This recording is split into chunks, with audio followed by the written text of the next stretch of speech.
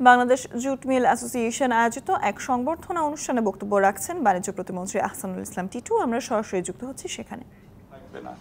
উৎসে 2% পাট ক্রয়ে ট্যাক্স ধরা হয়, এটা আসলেই আমার কাছে কোনো ন্যায্যতা আছে বলে আমার মনে হয় না। আমি ব্যক্তিগতভাবে বিশ্বাস করি না।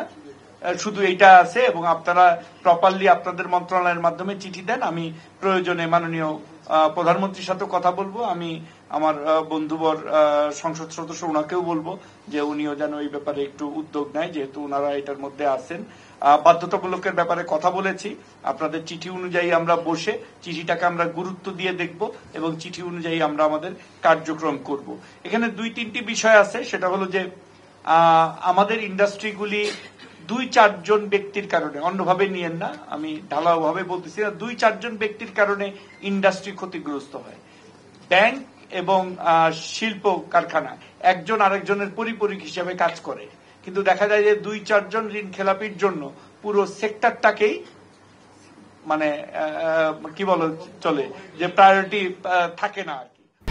1, 2, 3 ঢাকায় জমি জিতে নিন 100% ক্যাশব্যাক সহ 20 কোটি টাকার পুরস্কার।